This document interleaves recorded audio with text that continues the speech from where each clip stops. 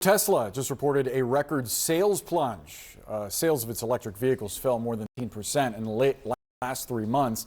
Its stock is down 17% for the year so far. Investors are hoping that Elon Musk will refocus on his company and revive Tesla after leaving the administration. But just this week, Musk dove right back into politics, renewing his feud with President Trump over the administration's signature piece of legislation. Joining us now is reporter for the New York Times and co-author of Character Limit: How Elon Musk Destroyed Twitter, Kate Conger. Thank you so much for being with us, Kate. What do you think is contributing to this record sales plunge for Tesla? I think a lot of it has to do with Elon Musk's work in government. This has been very unpopular, and a lot of people in the country have felt like his cuts went too far and were too reckless. And so there's been a lot of backlash towards Tesla, political backlash, over the way Musk handled himself while in government.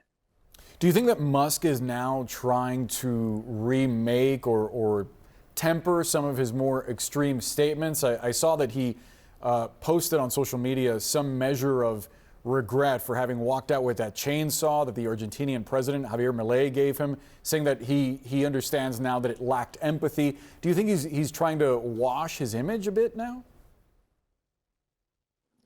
I thought that was really interesting. I think he very rarely will second guess or question himself. And so it was notable to see him say that he regretted walking on stage with a chainsaw and that he felt like it could have come across as insensitive. But that being said, I don't think he's backing away from a lot of the political positions that he's taken. He's still opposing President Trump's legislation right now, pushing back on that very strongly, and talking about starting his own political party and running primary campaigns against some of the members of Congress who support that bill. How concerned should Republicans who vote for this bill be that he's going to fund primary opponents? I think they should be very concerned. He's demonstrated, a willingness to spend a lot of money on politics, both in the presidential campaign, recently in Wisconsin for a judicial race there. But I think members of Congress are stuck a little bit between a rock and a hard place right now. They maybe don't want to lose Elon Musk's support, but they also don't want to lose President Trump's support. If Trump follows through with his promise to pull some of the contracts that Musk has through SpaceX and some of his other ventures, how do you think Musk might respond? I think that this could really set off another feud between Musk and the president if those contracts were to be pulled. Right now, Trump has spoken a lot about Elon Musk being upset about losing subsidies for electric vehicles.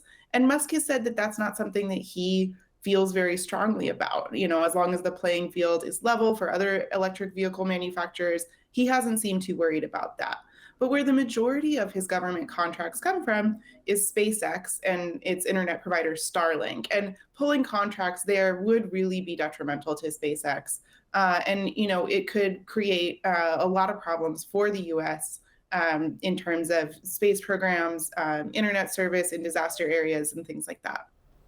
Kate Conger, thank you so much for joining us. Elon Musk's foray into politics is costing his company and its shareholders a lot of money. A short time ago, Musk's electric car company Tesla reported a steep 13% drop in sales for the second quarter of the year.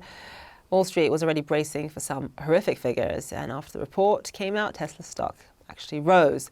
But Musk has pulled off the rare feat of being unpopular with both liberals and conservatives thanks to his on-again, off-again friendship with Donald Trump. Let's bring in CNN's Hadass Gold with more on this. So Hadass, just break down the numbers for us. Global car sales for Tesla obviously falling in the second quarter, but this is part of a trend of declining sales that started last year. Walk us through the numbers. Yeah, this is actually the largest year-over-year drop in sales for Tesla in company history. So they delivered 384,122 cars from April through June. That's down about 60,000 cars from the same time before, but it is up 14% from the first quarter total. And as you noted, Wall Street expected this. In fact, some of the whispers around Wall Street and on social media was that actually it would be worse. And I think that's why you're seeing the shares up a little bit, because there was an expectation this would somehow almost be worse, somehow be a bottom.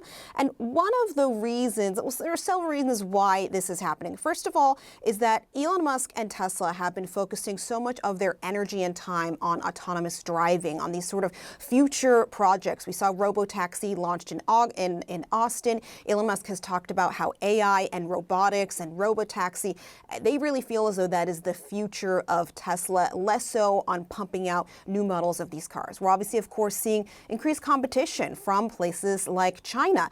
And then, of course, is the politics, which you just cannot ignore what is happening with Elon Musk in politics, as you noted, somehow managing to alienate both Democrats as soon as he hitched on with the Trump administration, and also Republicans, especially recently.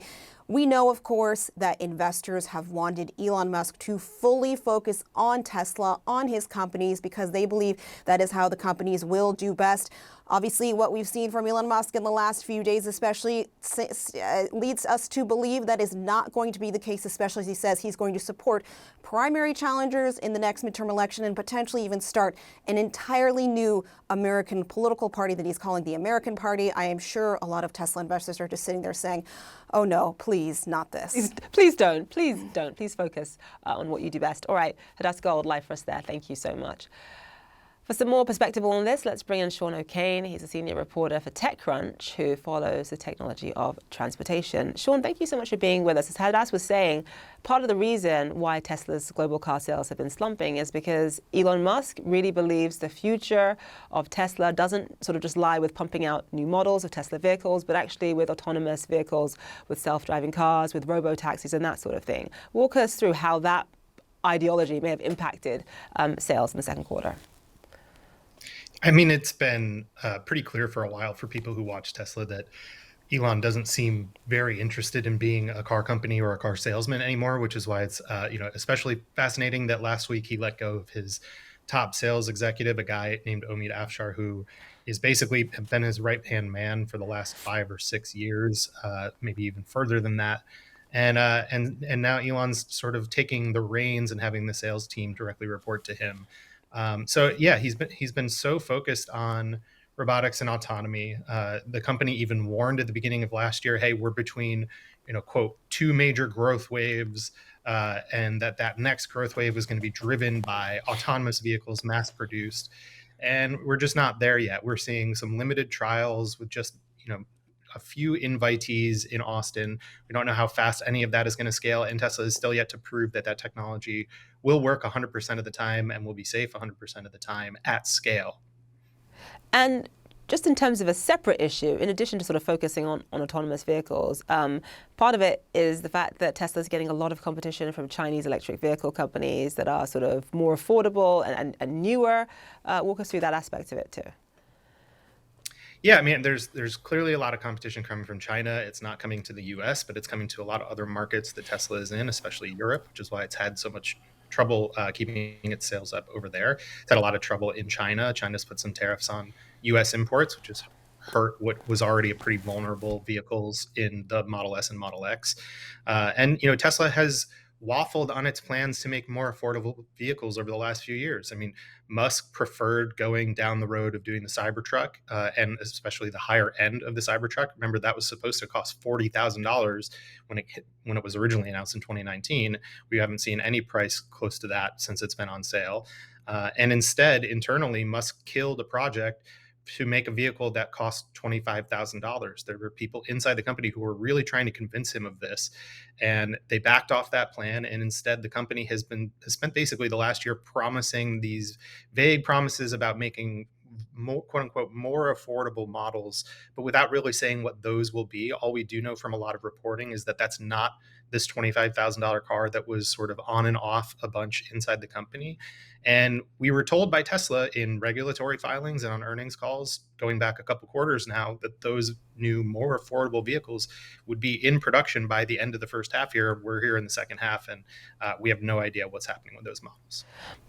And obviously you can't escape the politics of all of this. this just because, he is extremely unpopular, as Hadas was talking about, with both Republicans and Democrats. And also, when you think about this big, beautiful bill, the loss of EV credits is not great news for Tesla's business, especially just in terms of its future. It's going to be a challenge. I think there's probably no way that if this bill does get signed into law, whatever form that takes, I think is going to probably remove that federal credit. It's a matter of kind of when rather than if. And that won't be good for Tesla, but it also won't be good for the other companies that sell EVs here in the US who are already having trouble keeping a lot of those numbers up here in the first half of the year with all of the trade war mess that they have to navigate. I do think that there's a possibility that if that's what happens and we see that credit phase out at the end of this year or early next year, that it could hurt Tesla sales overall, but I could see a situation where they actually don't lose much market share because it's going to have a bigger impact, I think, on a lot of the other companies that sell EVs at typically higher prices or that don't seem to have that sort of connection with customers that Tesla still seems to have despite everything that's been going on.